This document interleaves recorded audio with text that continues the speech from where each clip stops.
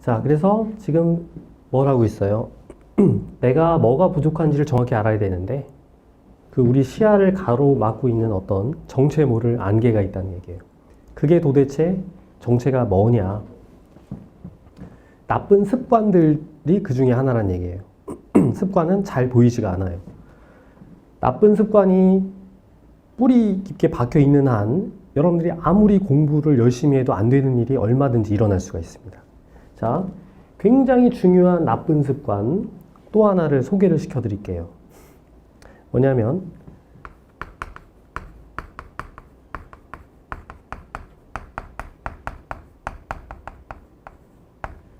보자마자 푸는 습관입니다. 네. 이건 뭐 이제 일반화학이나 물리에 더 적용이 되는 건데요. 우리가 어떤 문제를 풀잖아요. 문제를 어떤 자세로 푸느냐가 굉장히 중요합니다. 예. 아까 제가 비유를 들었던 워드도 자세가 중요하죠. 여러분들이 골프 선수라고 해보세요. 그럼 골프 채를 어떻게 잡느냐가 가장 중요해요. 그걸 맨 처음에 잘못 잡으면 아무리 연습해도 안 늘어요. 뭐 어떤 스포츠든 다 마찬가지죠. 문제도 그 자세가 있는데 어떻게 풀어야 되냐면요. 3단계로 풀어야 됩니다. 보통. 뭐냐면 첫 번째, 분석을 해야 돼요. 애널라이즈죠. 어떤 문제를 봤을 때 문제라는 게 뭡니까? 주어진 정보와 구해야 할 정보 사이에 관계를 묻는 거예요. 그 관계는 뭘로 연결되어 있나요? 어떤 원리로 연결이 되어 있죠. 그러니까 겉으로 볼 때는 연결성이 없어 보이지만 주어진 정보랑 내가 구해야 하는 정보, 그게 바로 답이죠. 답 사이에 연결 관계 구조를 파악할 수 있는 게 중요하죠. 일단 분석이란 건 뭐냐면 뭘 줬다.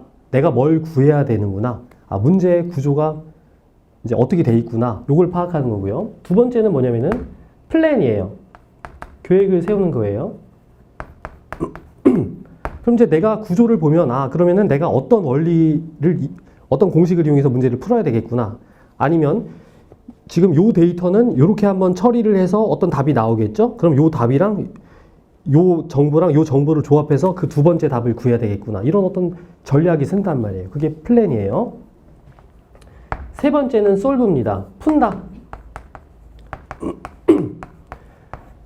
직접 이제 계획대로 푸는 거예요. 네 번째는 뭐냐면 사실은 있습니다. 체크를 하는 거예요. 잘 맞는지 틀린지 체크를 하는 건데 그거는 뭐 우리 같이 객관식 시험에는 별로 적용되지가 않아요. 이 3단계로 풀어야 돼요. Analyze, Plan, Solve. 그래서 우리가 APS 방법이라고 얘기를 할게요. Analyze, Plan, Solve 방식으로 풀어야 여러분들이 실력이 늘어요. 자, 근데 어떻게 푸느냐, 대부분의 학생들은. 그러니까 대부분의 학생은 아니고 많은 학생들이 어떻게 푸냐면은 이 좋은 방법을 내비두고 SS 방법으로 풉니다. 이게 뭐냐? C솔브예요. 보자마자 푼다는 얘기예요. 보자마자 푼다. 예. 이게 도대체 어떻게 푸는 거냐? 아주 해괴한 방법인데요. 의외로 굉장히 많은 학생들이 이렇게 풉니다. 뭐냐면 문제를 딱 보잖아요. 그러면 문제를 분석하고 플랜 짜는 거를 다 무시한 채 그냥 떠오르는 공식을 막 쓰는 거예요. 예. 기체 문제다? 그럼 PV는 nRT. 뭐 화학 연력학이다? 그럼 뭐 아까 봤던 그런 공식. 뭐 이런 공식을 막 쓰는 거예요. 고체 문제다? 그러면은 고체랑 관련된 공식을 막 이만큼 다 쓰고 시작하는 분들이 있다는 거예요. 그리고 나서 어떻게 하느냐? 뭘 대입할지를 찾아요. 예. 문제에서 주어진 어떤 값들이 있죠. 공식에 뭘 집어넣을까? 이런 거를 대입을 하는 습관이 있단 말이에요. 그리고 나서 운 좋으면 풀리는 거고요. 운이 안 좋으면 어떻게 될까요? 그 문제랑 전혀 상관없는 공식에다가 내가 이 값을 막 집어넣으려고 하는 거예요. 그러면 이제 안 들어가겠죠. 답이 안 나오겠죠. 그러면은 시간은 시간대로 낭비를 하고 자신감 떨어진 채로 이제 그 다음 문제로 넘어가는 거예요. 자, 이게 왜 생긴 거냐 하면은 이것도 사실은 외워서 푸는 데 뿌리를 두고 있습니다. 그러니까 어떤 쉬운 문제는 이게 어느 정도 통해요. 보자마자 어떤 공식을 딱 떠올리고, 그죠? 아니면 딱 유형 틀에 적합한 문제 있죠. 유형, 딱딱 정해진 유형의 문제. 그거는 딱딱 이런 스타일로 보면 되겠죠. 보자마자 그냥 떠오르는 공식 딱 써서 해도 풀리겠죠. 근데 복잡한 문제에선 절대로 이렇게 안 풀립니다. 왜냐하면 보자마자 떠오르는 공식을 푸는 게 아니라 구조가 복잡하거든요. 예. 어떤 데이터를 한번 처리를 하고 그 다음에 다시 집어넣어서 또 처리를 하고 막 이런 여러 단계를 거치는 경우가 되게 많아요. 복잡한 문제는. 이런 식으로 풀어서는 절대 안 되죠. 자, 이게 만약에 습관이 되면은 굉장히 무서운 일이 일어나는 거예요. 예. 아무리 공부를 해도 문제가 안 늘어요. 문제 푸는 그 실력이. 예. 그래서 습관이 중요한 거예요. 절대 이렇게 풀지 말고 어떻게 풀라는 얘기예요. 약간 시간이 걸려도 처음에 이런 습관을 들이세요. 예. 분석하고 계획하고 푼다 이거예요. 근데 더 좋은 방법을 알려드릴게요. 이걸 한 방에 해결할 수 있는 좋은 방법입니다. 뭐냐면은 문제를 보고요. 보기 있죠? 문제에 보기 있잖아요.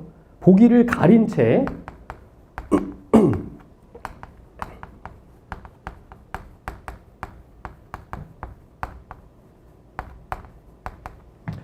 무엇을 물을지 예측하는 습관을 가져보세요. 보기를 가리고 문제만 보는 거예요. 주어진 정보만 보고 이 정보를 통해서 무엇을 물을지를 예측을 해보세요.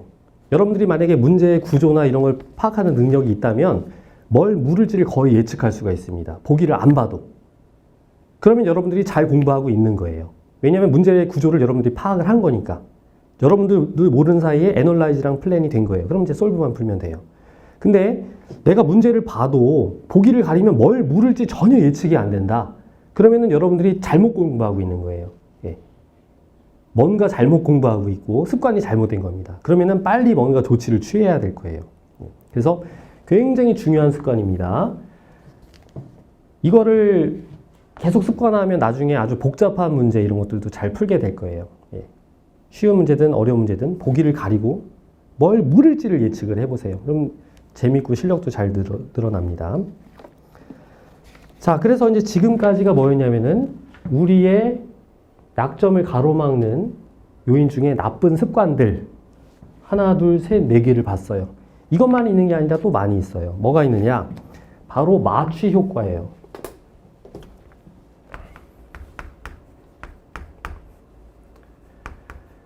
내가 약점이 분명히 탁 인식이 돼야 되는데 마취 효과에 빠지면 내가 약점이 있는데도 불구하고 그게 느껴지지가 않게 됩니다. 이거는 아까 뭐랑 비슷하냐면은 손끝만 보는 습관 있죠? 그거랑 또 비슷한 습관이에요.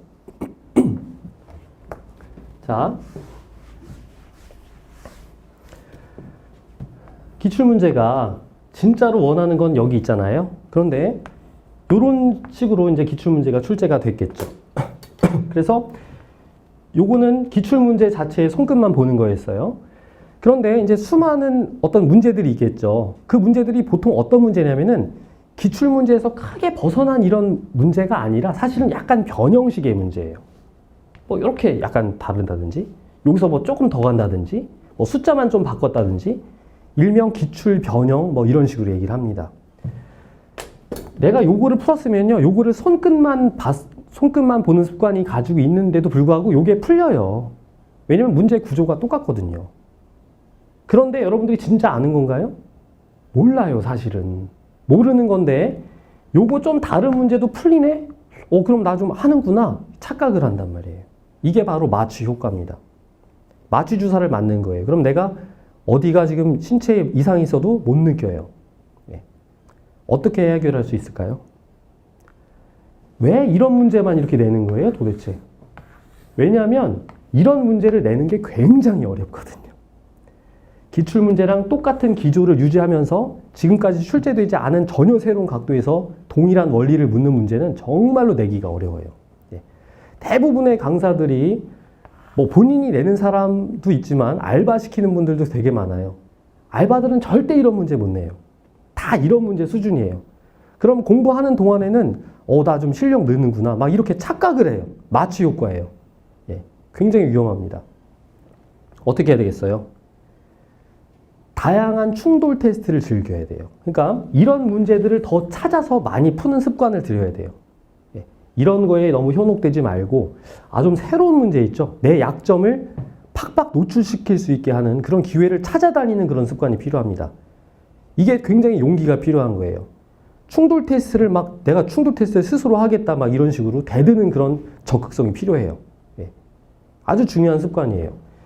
저는 개인적으로 그래서 해마다 모의고사 5회분을 새로 만들어요. 그리고 이런 문제 안 내고 거의 이런 문제만 내려고 머리를 막 진짜 쥐어뜯고 살이 몇 킬로가 빠져요. 파이널 시기에는. 해마다 5회분을 새로 만듭니다. 이런 각도로 만들기 위해서. 그래서 아마 우리 시중에서 문제 수나 다양성은 아마 제가 제일 많을 거예요. 자, 그래서 이제 이 마취 효과를 해결하려면 어떻게 해야 된다고 그랬어요? 충분한 어떤 다양한 충돌 테스트 습관을 가져야 된다는 얘기예요. 자기의 약점을 노출시킬 수 있는 기회를 찾아다니는 어떤 적극성이 필요합니다. 그리고 이제 여기서 조심해야 되는 게 뭐냐면은 어떤 커리를 따라갈 때 여러분들이 커리 따라가면서는 굉장히 문제 잘 풀리다가 실전에서 박살나는 경우가 있어요. 왜냐하면 이런 경우가 이런 문제들이나 이런 커리로 하면 문제 풀 때는 커리 따라갈 때는 아무 문제도 없어요. 너무 좋아요. 굉장히 문제도 잘 푸는 것 같지만 실전에 가서는 박살나요. 어떻게 뭐가 정상일까요? 실전에 가서 연습할 때는 박살나지만 왜냐면 이렇게 하면 다 처음 보는 문제들이니까 원리를 모르면 박살나겠죠. 하지만 실전에 가서는 잘 통하는 그런 수업을 들어야 돼요. 여러분들이. 자, 그 다음에 또 있습니다. 우리가 뭐가 약한지를 알 수 없게 가리는 또 요소. 이제 마지막인데요. 뭐냐면은 바로 용기 부족이에요. 예, 이것도 굉장히 심리적인 거랑 관련이 있어요.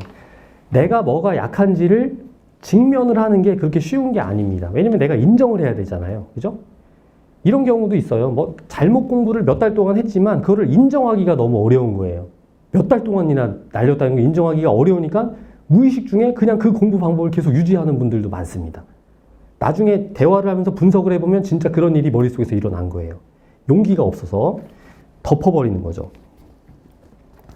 그래서 우리가 이제 뭐 TV 같은 데 다큐멘터리 같은 데 보면은 비행기가 추락을 하잖아요. 그럼 어떻게 합니까? 그 파편 쪼가리를 전부 모아요. 예. 바닷속에 떨어져서 찾지 못해도 그 10년이 걸려도 그걸 다 모아요. 그래서 비행기를 다시 다 맞춰요. 그래서 어디에서 문제가 생겨서 비행기가 추락했는지 원인을 파악합니다. 예. 그게 굉장히 중요한 거죠. 그래서 이제 그 원인을 파악하면 같은 기종의 모든 비행기에 그거를 다 수정을 하는 거죠. 그 요인을. 자, 그런 게 필요해요. 그래서 우리가 내가 뭐가 부족한지를 파악을 하려면 정말 용기가 필요합니다. 예. 아까 얘기했듯이 내가 진짜 어떤 자세가 필요한 거예요? 문제 틀리면 기분이 좋아야 돼요? 나빠야 돼요? 기분이 좋아야 되는 거예요. 와, 나 오늘 약점 하나 발견했다. 대박이다. 이런 약점, 이렇게 큰 약점을 발견하다니. 와, 오늘 공부 대박이다. 이런 식의 생각이 돼야 되고, 만약에 문제가 잘 풀린다. 그러면은 이거 좀 뭔가 좀 이상한데 내 약점을 더 노출시킬 수 있는 다른 방법 없을까? 이런 식으로 막 찾아다니는 그런 적극성이 필요해요. 네. 자, 그래서 어떻게 해야 되냐면요. 이것도 중요합니다. 분석 노트를 쓰세요. 분석 노트를 쓰세요. 노트라는 거는 단순히 그냥 글로만 쓰는 거예요. 근데 우리가 어떤 내용이든지 글을 쓰게 되면은 훨씬 객관적으로 생각을 하게 됩니다. 분석 노트라는 게 별게 아니에요. 첫 번째는 뭐냐면은 내가 지금 뭔가 이상한 증상이 있을 거 아닙니까? 그러면은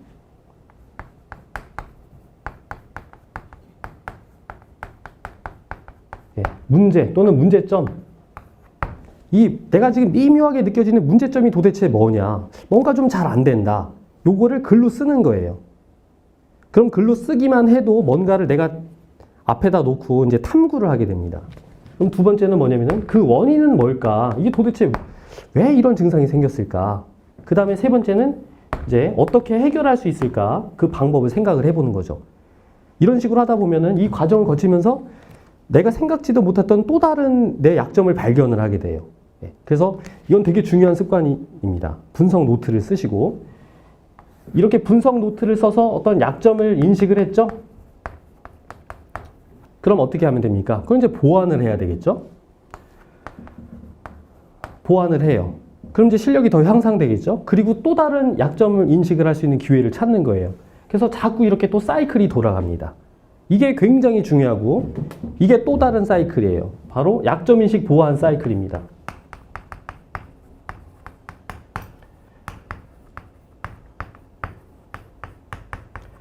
오늘 사이클을 두 개를 공부했어요. 첫 번째는 이론 문풀 사이클이에요.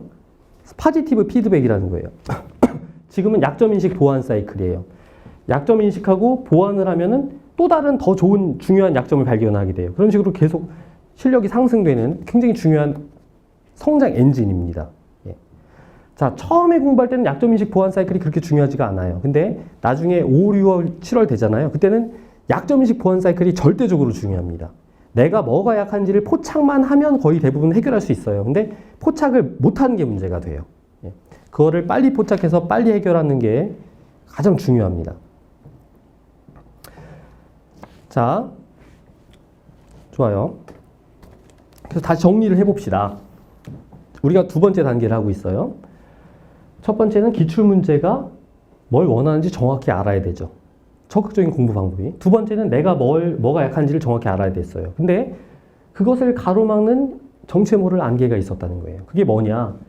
나쁜 습관들이에요. 이런 습관들이었죠. 또 두 번째는 마취 효과예요. 내가 약한데도 약한 거를 잘 인식 못하게 하는 그런 마취 주사가 있었고, 또 용기가 부족한 거예요. 이런 여러 가지 요소가 복합되면 내가 굉장히 심각한 문제가 있는데도 그걸 인식을 못하고 보완을 못하고 실전에 가서야 그게 발견되는 경우가 그런 일이 생깁니다. 절대 그런 일이 일어나면 안 되겠죠. 자, 이제는 세 번째예요.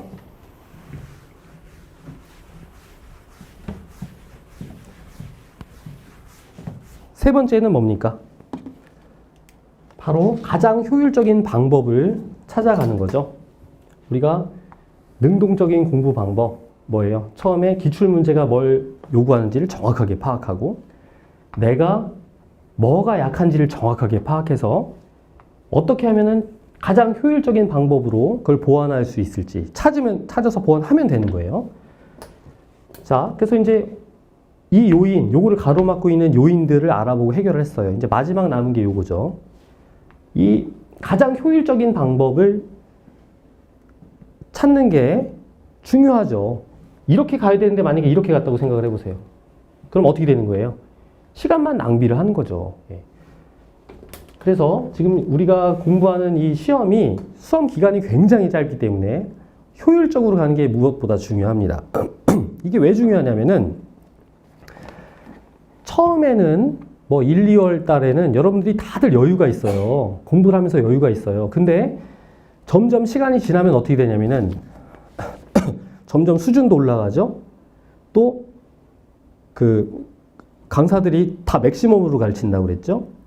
그리고 다 복습을 해야 될 거 아닙니까? 그러니까 전 과목, 전 범위를 복습을 해야 돼요. 그 어마어마한 내용을. 그러면 그건 못해요. 실질적으로 이론적으로만 가능하지 전 범위, 전 과목, 전 범위를 어떻게 복습을 합니까? 그러니까 결국은 어떤 일이 생길 수밖에 없냐면 내가 도대체 뭘 하고 뭘 하지 말아야 될지를 결정하는 일이 반드시 생겨요. 예. 그래서 결국은 이 효율적인 방법을 찾는 거에 가장 핵심은 뭐냐면 우선순위를 정하는 거예요. 예. 우선순위를 정하는 능력인데 자, 봅시다. 이 가장 효율적인 방법을 잘 못 찾는 이 시야를 가리는 또 이 안개, 정체부를 안개가 도대체 정체가 뭔지 어떻게 하면 해결할 수 있을지 하나 찾아보겠습니다. 첫 번째는 뭐냐면은 전체 상황을 보지 못하기 때문에 그래요.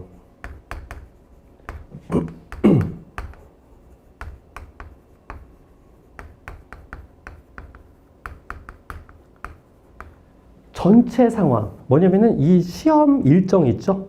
내가 시험을 보는 전 과목, 그 일정. 그 전체를 내가 내려다볼 수 있는 어떤 전체 시각이 필요합니다. 그래야 뭐가 지금 중요하고 뭐가 덜 중요하고 이런 것들을 파악할 수가 있어요. 마치 뭐랑 비슷하냐면 굉장히 높은 어떤 아주 험한 산에 올라간다고 쳐봅시다. 그럼 뭘 고려해야 돼요, 우리가? 식량도 고려해야 되고, 물, 뭐 산소, 그 다음에 뭐 시간, 그 다음에 기후, 이런 거 다 고려해야 되는 거 아닙니까? 그러면 어떤 일이 생겼을 때 그걸 총체적으로 고려해서 지금 뭐가 급한지 이게 우선이고 이건 다음에 해야 될지를 우리가 정할 수가 있는 거죠. 그걸 모르면 어떻게 되겠어요? 다른 거 다 잘해도 어떤 한 요소 때문에 이제 등반이 실패할 수가 있는 거예요. 그래서 마찬가지로 뭐가 돼야 되냐면은 우리가 공부하면서 어느 시기까지 어떤 과목을 어떤 방법으로 어떤 수준까지 올려야 되겠다는 정확한 등반 계획이 있어야 돼요. 등반 계획.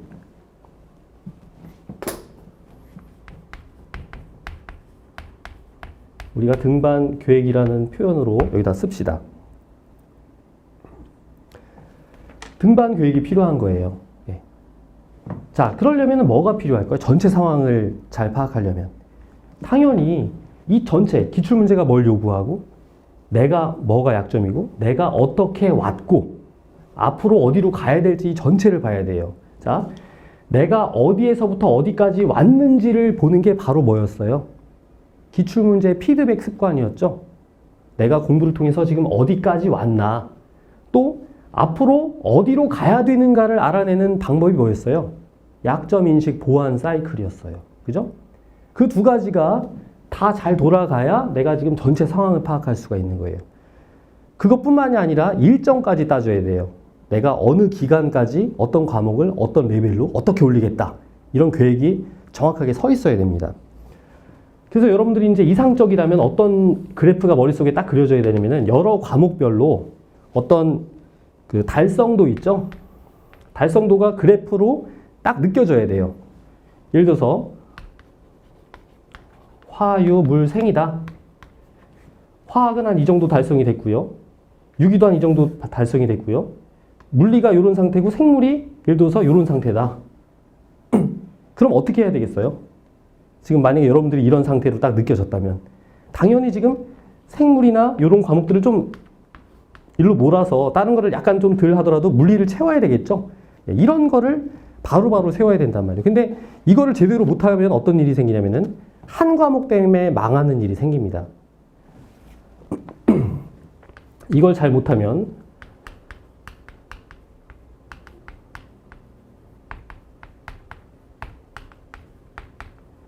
한 과목만 망해도 이 시험을 망해요. 시험 구조가 그래요. 여러분들 한 몇 퍼센트가 그럴 것 같아요? 실패하는 분들 중에 한 과목이 망해서 실패하는 분들 한 반은 돼요. 정말로 비중이 많습니다. 제가 상담을 해본 학생들 중에 전 과목 골고루 못 본 분 별로 없어요. 웬만큼 다 잘하는데 한두 과목, 거의 한 과목이에요. 한 과목이 푹 꺼지는 경우가 그렇게 많아요. 그리고 그게 자기가 그런 일이 일어났을지를 몰랐던 경우도 되게 많고요. 작년에 99% 맞았는데 올해는 막 갑자기 50% 맞은 경우도 있고요. 막 그런 경우도 생깁니다. 그래서 아주 조심해야 돼요. 내가 여러 가지 마취 효과 이런 거를 조심해서 각 과목에 지금 어떤 상태로 진행이 되고 있는지를 정확하게 파악을 해야 돼요. 마취 효과가 그래서 무서운 거예요. 그분들이 만약에 진작에 내가 약한 걸 알았다면 당연히 뭔가 조치를 취했겠죠. 그래서 전체 상황 능력이 파악이 부족하면은 가장 효율적인 방법을 찾는 데 방해가 된다 이거예요. 자, 두 번째는 뭐냐면은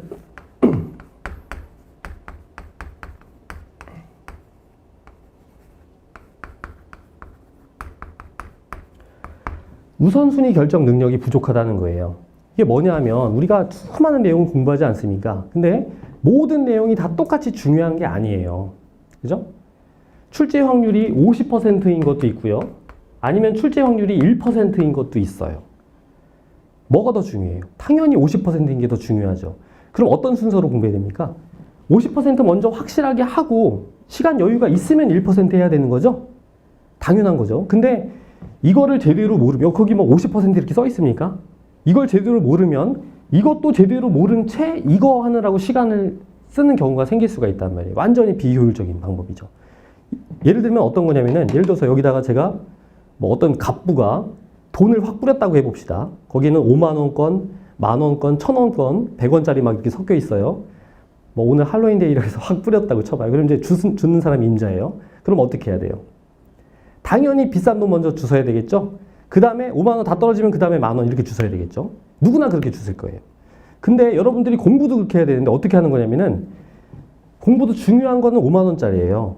안 중요한 거는 100원짜리예요. 근데 확 여러 내용을 동시에 공부를 하잖아요. 어떤 일이 일어나냐면은 5만 원짜리를 안 줍고 눈앞에 떨어진 100원짜리 열심히 줍는 분들이 무지하게 허다합니다. 제가 보면 다 그렇게 보여요. 아니 왜 저렇게 공부하지? 기본도 제대로 모르면서 막 지엽적인 거 파는 거예요. 예. 굉장히 조심해야 될 일이죠. 자, 이런 이제 문제가 있고 또 아주 중요한 게 있는데 뭐냐면은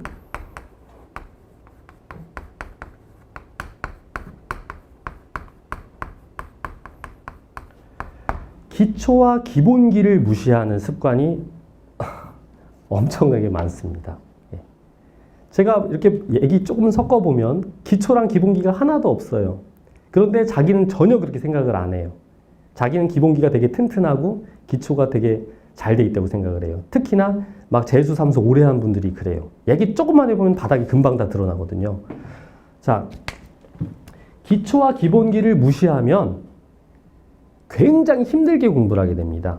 예. 똑같은 공부를 해도 아주 힘들게 공부를 하게 돼요. 아까 우리가 이론 문풀 사이클에서 어떻게 해야 된다고 했어요? 뭔가 문제를 풀고 공부를 할 때는 아주 작은 나뭇가지부터 태워서 점점 불을 키워야 된다고 그랬잖아요. 근데 기초와 기본기를 무시하고 지엽적이고 어려운 거에 현혹돼서 문제를 푸는 건 뭐냐면은 통나무에다가 계속 불을 붙이면서 왜 안 붙지 하는 거랑 똑같은 거예요. 예. 아주 안 좋은 습관이에요. 그런데 학생들이 급하죠. 그리고 나는 지금 기초 공부한다 이거를 쉽게 받아들이지를 못해요. 난 뭔가 좀 심화한다. 심화 내용 나간다. 이래야 뭐 좀 있어 보이고 이렇게 생각을 해요. 정작 보면 기초도 하나도 없는 분들이에요. 예. 그래서 기초와 기본기를 이 등한시하는 습관은 무지하게 무서운 습관입니다. 특히 자연과학에 있어서는 이게 일종의 뿌리거든요. 뿌리는 보이지는 않아요. 그죠? 나무 밑에 있는 뿌리는 잘 보이지가 않아요. 여기에 아무리 뿌리가 약한 상태로 아무리 여러분들이 여기다가 노력을 해봐요. 정성 들여봐요. 나무가 잘 자라나? 안 자라죠. 문제는 이 기본기에 문제가 있는 건데. 그죠? 그래서 절대 기초와 기본기를 무시하면 안 됩니다. 항상 뭔가 큰 그림을 잡고 세부적으로 들어가고 쉬운 거를 먼저 한 다음에 좀 어려운 걸 하고 이런 습관을 들여야 돼요. 자, 그래서 우리가 이제 지금까지 세 가지를 공부했죠? 다시 한번 복습을 해봅시다.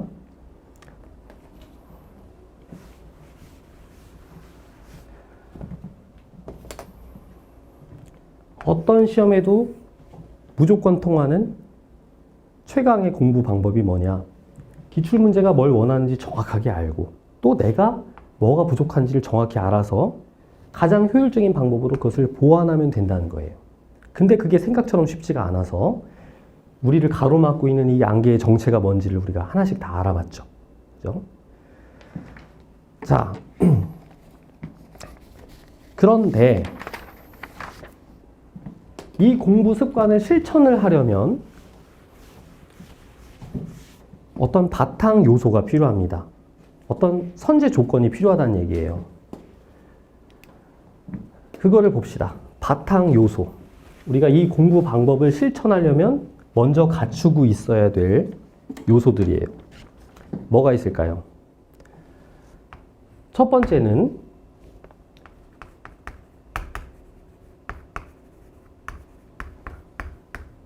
육체적 건강이에요. 예. 공부 방법 얘기하는데 무슨 육체적 건강을 얘기하고 있느냐? 엄청나게 중요합니다. 예. 건강이 무지하게 중요해요. 우리는 기계가 아니란 말이에요. 그래서 여러분들이 건강을 신경을 안 쓰고 이 건강 관리하는 습관을 안 들이면 여자분들 특히 어떤 일이 생기냐면 한 7, 8월에 무너지는 경우가 굉장히 많습니다. 예. 평상시에 자라가도 그때 무슨 병이 난다든가 그런 일이 생겨요. 근데 그 시기에 한 2주만 날아가면 엄청나게 치명적이죠. 한 6, 7월에 2주면 1, 2월에 한 뭐 2달 정도 그 정도만큼의 파급 효과를 가집니다. 그래서 여러분들이 어떻게 해야지 육체적으로 건강을 유지할 수가 있어요? 뭐 여러 가지가 있지만 일단 운동이 제일 중요합니다. 운동. 저는 만약에 인생을 결정짓는 되게 중요한 시험이 있다. 그러면은 무조건 운동을 할 것 같아요. 아침에 일어나서 무조건 운동을 할 것 같아요. 실제로도 그렇게 했고. 체력이 약해지면 어떤 일이 생기냐면요. 자기도 모르게 꾀를 부리게 돼요. 네, 꾀를 부리게 되고 의지도 약해지고요. 아까 우리가 지금까지 얘기했던 이런 여러 가지 적극적인 막 충돌 테스트나 이런 거를 못 해요. 그냥 편한 공부를 자기도 모르게 하게 돼요. 외우는 공부. 이런 게 편하거든요. 예. 그래서 체력적으로 아주 에너지가 넘쳐야 됩니다. 두 번째는 뭐냐면 정신적, 심리적 건강도 굉장히 중요해요. 제가 학생들에게 상담하다 보면은 정말 힘들게 공부하는 분들도 많아요. 여기 학원에 와서 이렇게 실강 듣는 분들은 굉장히 좋은 환경이죠. 지방에서 진짜 하루 종일 집에서 인강 들으면서 혼자서 공부하는 분도 있고, 막 몇 년 동안 공부해도 안 되니까 뭐 이게 그만둘 수도 없고 그냥 그렇게 힘들게 공부하는 분들도 되게 많아요. 근데 이제 그런 분들을 보면은 뭐 육체적 건강도 문제지만은 이 심리적인 건강도 굉장히 많이 해치게 됩니다. 왜냐하면 공부를 하면서 자존감이 계속 떨어진단 말이에요. 계속 실패를 하게 되면. 그리고 대인관계가 다 끊기죠, 사실. 공부를 하면서. 그걸 몇 년이 간다고 생각해 보세요. 그러면 굉장히 외롭고 그 외로움 자체도 하여튼 굉장히 극복해야 하는 그런 대상이 됩니다. 그래서 뭐 이거는 어떻게 뚜렷한 방법이 없죠. 제가 볼 때는 이거의 해결 방법도 역시 운동이에요. 네. 운동을 진짜 열심히 하면 정신적으로도 강해집니다. 그리고 가벼운 대인관계는 진짜로 필요해요. 네. 가벼운 생활 스터디 같은 거 있죠? 뭐 밥 같이 먹는다든지 이 정도는 저도 상당히 권장합니다. 그런데 그게 아니라 막 하루 종일 무슨 같이 모여가지고 스터디를 한다든지 무슨 친목질을 한다든지 그거는 정말 경계해야 돼요. 그래서 그냥 가벼운 생활 스터디 정도 유지하면서 너무 무리하면 안 돼요. 자, 또 결정적으로 중요한 게 뭐가 있을까요? 이거 말고 바로 멘탈이에요. 멘탈.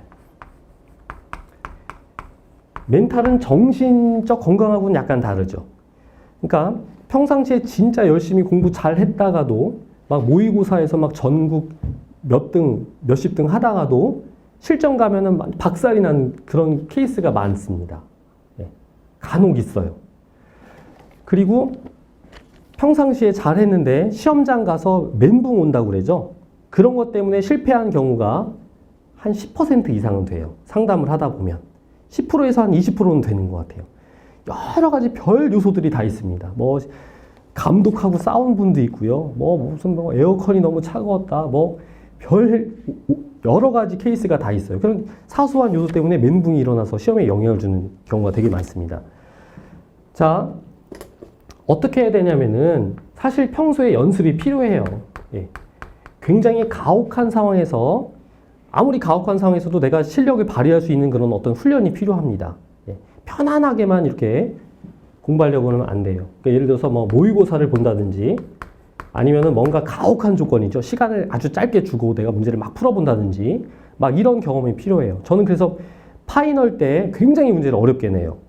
학생들이 막 진짜 막 눈물을 흘리면서 푼다고 다들 그래요. 근데 그렇게 고생을 하면은 실전에서 어떤 일이 생기냐면은 실전이 오히려 더 쉽네 이런 일이 생겨요. 그러니까 일종의 모래주머니 효과입니다. 발에다 모래주머니 차고 다니다가 이거 떼면은 막 날아다닐 것 같잖아요. 그거 비슷한 효과가 생겨요. 그러니까 평상시에 정말로 힘들고 가혹한 조건에서 연습을 하세요. 그래야 실전에서 편해져요. 그리고 또 하나는 이 멘탈하고 굉장히 중요한 관계가 있는 게 바로 자존감이에요. 예, 자존감하고 멘탈하고 무슨 관련이 있느냐? 우리가 시험 점수와 자기의 자존감을 연결하면 유용합니다. 예. 여러분들은 자체로 되게 소중한 분들이에요. 제가 볼 때는 진짜 인생을 개척하겠다 이런 어떤 의지를 가지고 이렇게 힘든 줄 알면서 도전하는 분들이 저는 굉장히 대단한 분들이라고 생각을 해요. 예. 그리고 몇 년 동안 진짜 의지를 굽히지 않고 계속 준비한다 엄청나게 강인한 분들이에요. 그 자체만으로도 굉장히 진짜 박수를 받을 만한 일이에요. 근데 이제 공부를 하다 보면은 시험 점수를 자기 자존감과 이제 연계시키는 경우가 생길 수밖에 없죠, 사실. 그럼 이제 점수가 안 나오면은 나는 못났다. 또 같이 공부했던 친구들이 먼저 다 합격해서 떠나면 왜 나만 안 될까? 이런 식으로 막 이제 자존감이 상실이 돼요. 그러면 그게 어떤 메커니즘이 생기냐면은 자기가 최선을 다했는데도 시험을 못 보면 난 정말 못난 사람이잖아요. 그러면은 어떤 방어 기제가 작용을 하게 됩니다.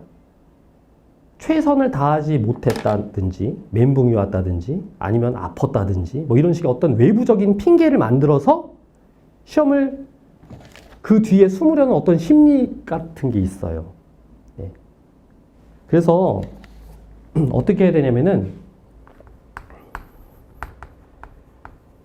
시험 결과와 자신의 자존감을 연결시키지를 말란 얘기예요. 예. 시험 잘 봤다고 잘난 사람도 아니고요. 시험 못 봤다고 못난 사람도 아니에요. 예. 그게 굉장히 중요합니다. 그래서 이런 멘붕이 안 오려면 어떤 자세가 필요하냐면 어떤 승부를 즐기는 이런 자세가 필요합니다. 최선을 다해요. 최선을 다하되 결과는 그냥 하늘에 맡기는 거예요.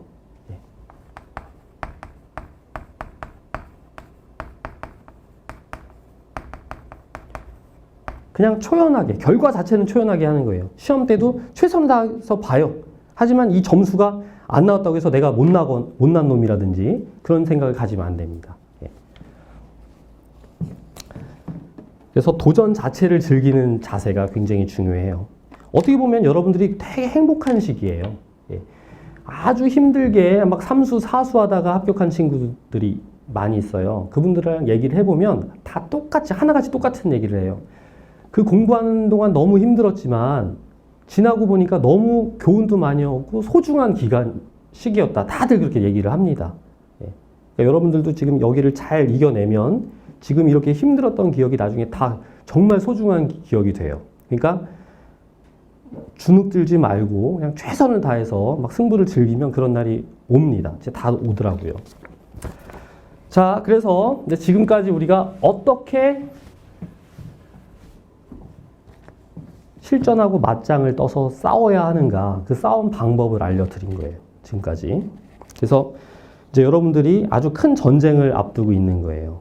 여러분들의 인생을 바꿀 거예요. 그래서 그 여러분들 인생 역사에 남을 멋있는 승부를 한번 펼쳐보시기 바랍니다. 네. 오늘 특강 이걸로 마치겠습니다. 감사합니다.